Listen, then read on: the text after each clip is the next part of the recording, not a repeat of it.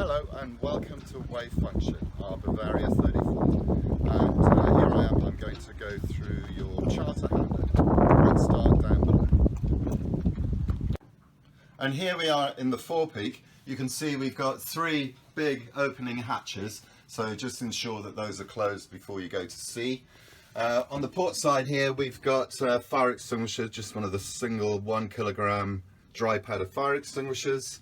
And then within this cupboard here, we've got 4 life jackets hanging in the hanging locker. Across on the other side, just another hanging locker here, so lots and lots of storage space. And underneath the berth, we've got some storage. I've just taken the storm jib, which is stowed in here. I've removed it because I just want to expose the position of the transducer and the impeller for your boat speed, etc. Also stored in here is spare water containers, and this is actually an old spare Genoa. So yeah, that's it in the forepeak. Okay, so here we are in the saloon. On the starboard side, let's just take a look. We've just got some storage locker here, another storage locker just here. As you can see, we've got the foghorn in there, a few handy clothes pegs. Got the ensign just lying here as it happens. This is a nice berth. What we can do is just lift up this back cushion here, look, and it's got a little retaining strap. Just pop it on there and you've got yourself a nice berth. It does have a lee cloth, as you can see, so you can position that, tie it off to the rail, and you're not going to go anywhere. Underneath this berth are where the ship's batteries are stowed. So we've got lots of battery power on this vessel. What's important is that this is the isolation switch for the engine battery. Throughout your charter, don't worry about it. Leave it engaged so that you've got the engine battery ready to go. Okay. Moving on to the port side of the saloon, again we have a nice little storage box there. You can see we've got our almanac and pilot books all up here. You can see the various bits for the table and so on. And here are the ship's flares. So in here we've got an offshore pack. So we've got 2 orange smokes, we've got 4 red rockets, and we've got 6 handheld reds. So that's all in there. In here, I think we've got all the plates, etc., plates and bowls and so on, and some storage bits. Again, we can lift up this back cover here, and what's important to remember is that the gas isolation tap is underneath here. So that's going to isolate the cooker. Underneath this berth is just, again, a lee cloth, and then just storage, so lots of storage for food storage, etc. While we're at it, let's just take a look at the saloon table, and you've got these drawers here, so loads of bits and pieces for cooking, all your knives and forks, really nice, and yeah, some bin bags and so on. Just to show you, underneath this floorboard we've got the manual bilge pump. That's the strum box for the manual bilge pump. The electric pump is just underneath this locker, actually, just underneath, just a little bit further forward. So that's all there. Good.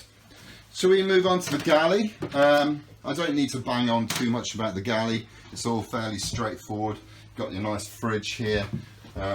You know, all your cups and mugs and glasses and so on are in there. This is just storage space, I think, probably. Yep, just storage space in there. Got your 2 burners, grill and oven, nice new cooker. Underneath this, the sinks, lots of storage space, and of course your bin.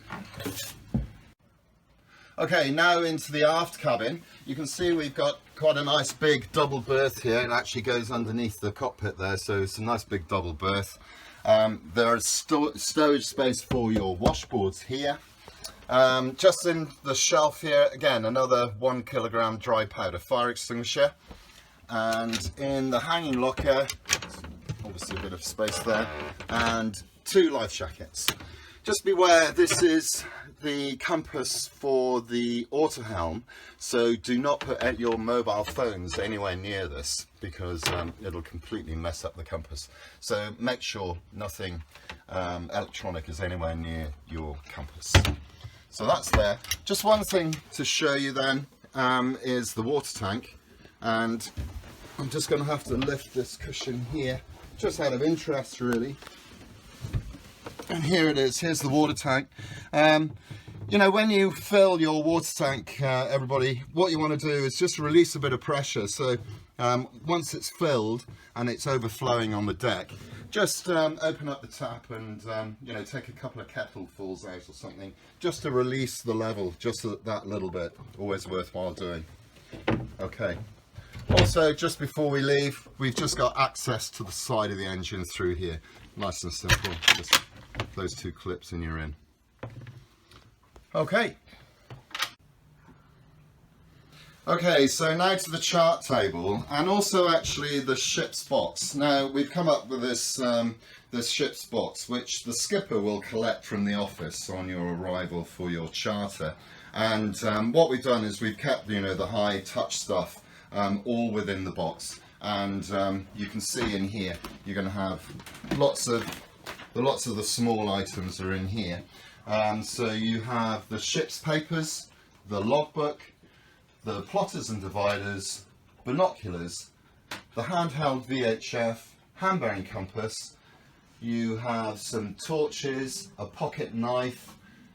You have a trolley token with the lanyard and the key for the vessel, kill cord for the outboard, a daily first aid kit, a handheld VHF charger, LED torches, wind-up torch, and electric windlass.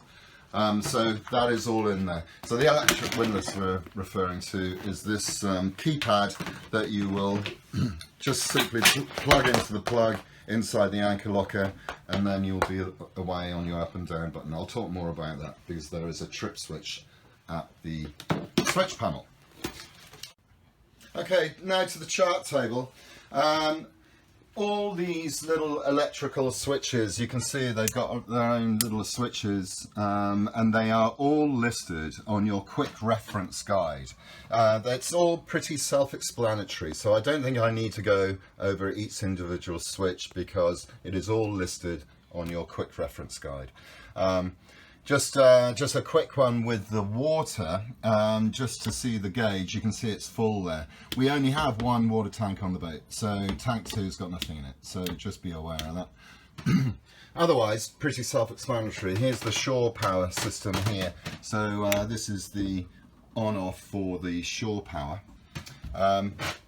With that in mind, what we do need to do is ensure that the little battery charger is on down here. It does have an on-off switch, that orange switch, as you can see. So if you are plugged into shore power, do ensure that that switch is lit as it is now and it is on.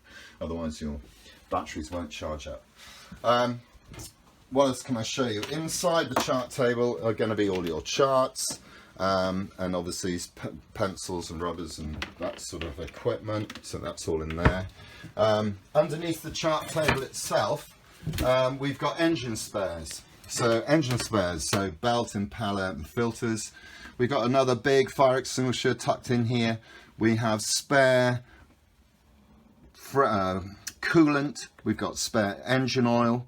That's all to be found in the chart table C. Okay. Before I leave this area, what's important then is to note this red switch here, which is the domestic batteries. So that is the trip switch or isolation switch for the domestic batteries. So again, from the start of your charter, engage that and it'll make the ship live, and that can remain in its on position for the remainder of your charter. Position just here underneath the chart table is the blanket, so fire blanket for the cooker, and in this locker just here we can see tools, so that's where all the tools are stowed, spare bits and pieces and tools. Good, okay. just finishing off the navigation area, I've realized that I failed to show you the little GPS, and that just has its own power button here. So once it's on the main switch on the panel, just press the power switch, and also of course your DSC VHF radio. So that is positioned there. It's being fed its GPS position from this GPS. So ensure this is on together with your radio. And you have a procedure card here just above the radio with the ship's MMSI number and call sign and so on. Yeah, so that's that. And here we are in the heads. So perhaps just first to point out is there are further 2 life jackets stowed in this wet locker here, along with your straps. So the strops, there are 6 strops. So we've gone through all the life jackets. There are 2 here, there are 2 hanging in the aft cabin, and there are 4 in the forepeak. So that makes 8 in total, together with 6 strops, which are all hanging here. Okay, so the loo itself, pretty straightforward. I'm sure you're all familiar with it, with the pump system. So dry bowl, and this is the flush position. So if we want to flush the loo, we're simply going to flush there, and once you've flushed, put it across to the dry bowl position and pump it dry. The other thing to point out with this is that there is a holding tank on board, and you can select whether the exit from the loo goes straight to the sea, or indeed you could position this towards the tank, and then the exit from the loo is going to go into the holding tank. So should you choose to use the holding tank if you're in the marina or something, then in order to release it, then you actually need to go under here, underneath the sink, where all the seacocks are positioned, and you can see the tank seacock is this large one here. So what we would need to do is have this positioned to tank. We would then open this seacock like so, and then engage the macerator, and that will push everything out from the tank. So once the tank is emptied, remember, switch off the macerator first, and then you can close this seacock. The vast majority of the time, of course, you know, we're going to position this to the sea. You know, when you're away from the marina, then it just goes straight to the sea. You can see I've marked up these other seacocks in here. So this is the inlet for the loo. This is the outlet for the loo when it goes straight out. And this is actually the sink. So this is simply the drain for this little sink up here. So that's all that. Just one last thing to mention within the heads is that there is a fuel cut-off switch just in this wet locker here. So you can see it's in its horizontal, in line with the pipe currently, so it's open. You know, I cannot imagine why you'd want to close the fuel off, but if you did for some reason, if you were changing a filter, etc., then you can close it off there before you get into the engine compartment. Okay? Okay, so I thought we'd take a look at the motor next. So you simply lift this panel up here, and hey presto. So all fairly straightforward, nice little Volvo diesel engine, no turbos, nice and straightforward. First thing of our daily checks would be oil. So here you can see the dipstick is just here. We can then keep an eye on the belt. So the belt is just here, so I'm just twisting that, and that's nice and tensioned. You know, I'm barely getting 90 degrees there, so that's all good. While we're here, just here is the plate behind which is our seawater impeller. So that's sat behind here. Just checking the coolant level then. While the engine is cold, of course, we could just take off this little cap and check it out. There's plenty in there. If you have a little look, you can see the green coolant there. So yep, happy days. So that's nice. What I'd also like to just point out to you is this big strainer here. So this is the big seawater strainer. So were you to notice that there was very little seawater coming out of the exhaust, then obviously you're going to switch the engine off, and perhaps your first port of call would be to check this big strainer. So you literally just take the lid off, take the basket out, give it a clean, put it back in. So that's perhaps the most obvious thing. And then of course you have your seawater impeller that we've already discussed. Yeah, so that's about it in there. Just for completion then, this has got a sail drive unit rather than a prop shaft, and so you can see the seawater seacock is actually on the drive unit itself, and here it is here. So access through the aft cabin, you've got a simple seacock. I can't imagine why you should want to close it. Perhaps you might close it before you check your strainer, and then open it up again, of course, then having cleaned the strainer to get the motor started. So there it is, seawater inlet. Okay, so here we are now out on the deck, and on the push bit here on the starboard side we've got our man overboard gear. So clearly we have a horseshoe with a light attached, and attached to that horseshoe is also the down buoy. So very simple release, just lift it out of its frame and chuck it in the sea. We also have a life sling here, so this, just release this little clip and take the little lid off, and inside we have this pouch, so you lift it out and then throw the thing out to the casualty. It's already made off on the boat here, so you're basically going to be dragging it behind you, so the idea is that you circle the casualty and then we can haul them in. We also have just a throwing line as well, so another polypropylene float throwing line. So again, same purpose. Somebody in the water, you can throw out the bag and draw.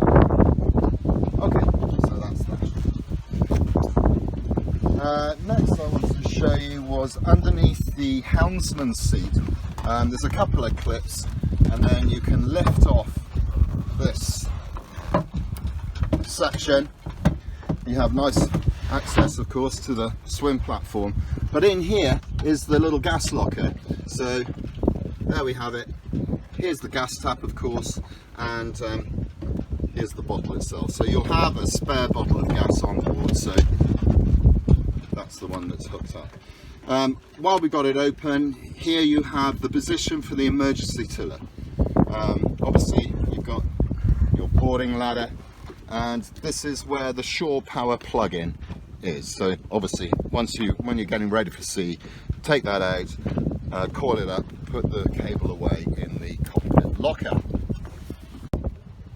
On the port side, on this on the push bit here, we have the little Honda outboard. So just to run through you how that works, first we need the little kill cord, so that's going to go into this position here, and then obviously put that around your wrist, clip it to your wrist or around your leg or whatever. Then we need to turn the fuel on. That's just on the side of the motor here, so just fuel on, give it a bit of air, so open up the top lid here, and for the first pull let's put a bit of choke on. Position this to the start position, which is just this little arrow, just bring it up to that start position there. Okay, and then off we go.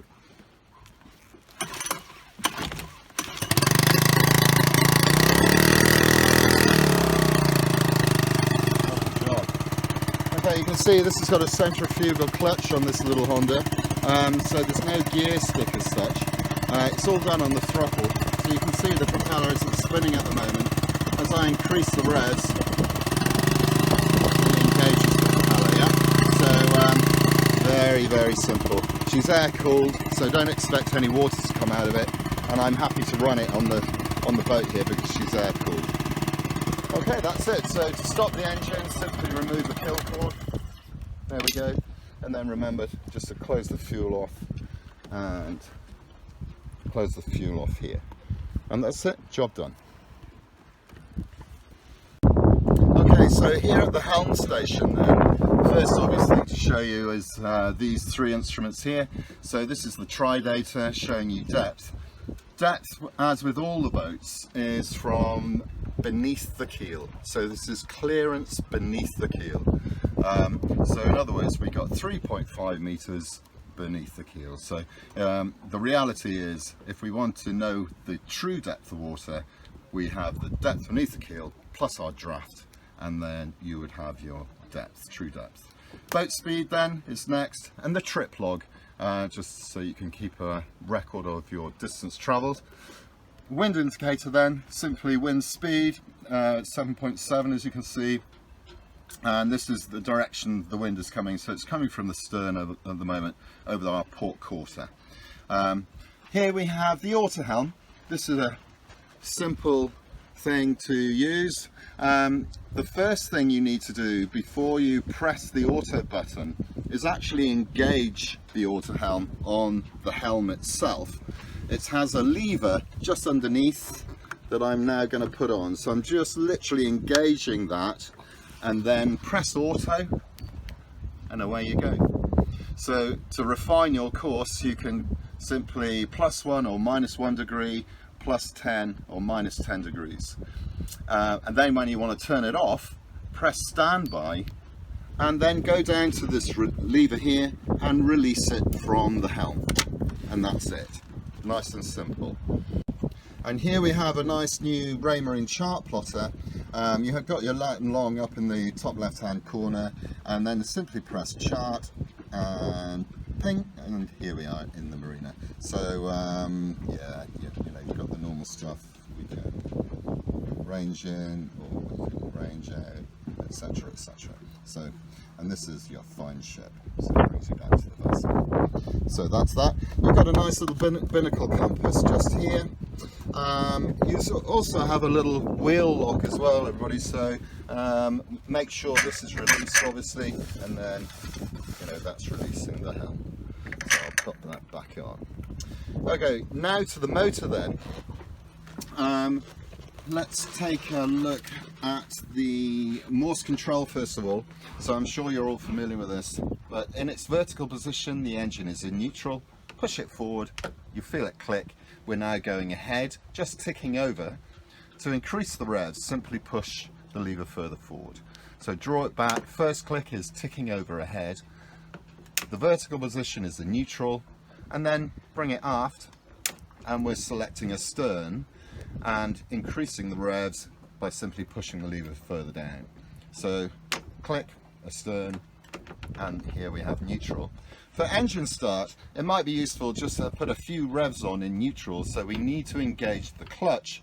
The clutch is this black button here, so the lever needs to be in neutral first of all, then push the little black button in and give yourself some revs. So she's now in neutral with a few revs on.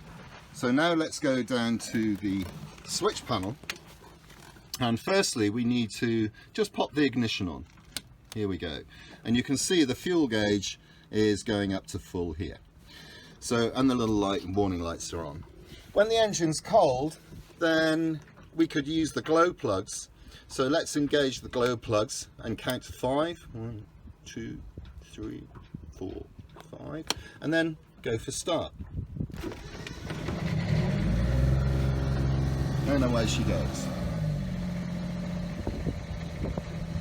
As ever, just ensure that she's cooling nicely. I can hear it. Nikki's going to show you. Yeah, she's going like a train. And she's ready to go then. So just drawing the lever back to its vertical position, the little clutch will pop out. There she goes. And we're now ready to select astern. Off we go. Back into neutral and select ahead. Oh, off we go. Everything is working nicely. Job done. To switch the engine off, we've got this T-bar here. So you simply pull the T-bar out, push it back in, and then turn your ignition off. Job done. Okay, so just to take a look at the cockpit lockers then, in the starboard cockpit locker here, we can see this is actually the holding tank there, and here we have another fire extinguisher just tucked in the corner here. We've got the dinghy kit here, so you can see the oars are lying in the locker. This is the bellows, and also the thwart or seat for the dinghy is just lying on the side there. We've got a hose pipe here. You've got your spare gas cylinder just there, and you've got your little kedge anchor. So chain and warp all attached to that kedge anchor. Moving across then to the port side, we can see we've got our big life raft. Along with the life raft, we have a grab bag. Inside this grab bag, amongst other things, is the Cat C first aid kit. You know, try not to use that. We've got a daily first aid kit in the ship's box, so that's for your daily use. Cat C is for, you know, important stuff.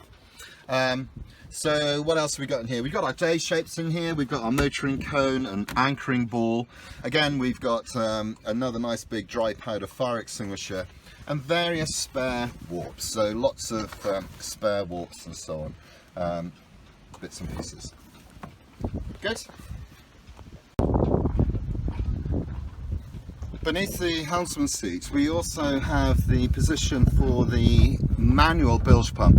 Now you'll find this handle is stowed underneath the chart table with the tools and so on, and so you can grab that, and this goes in here, and then here we go.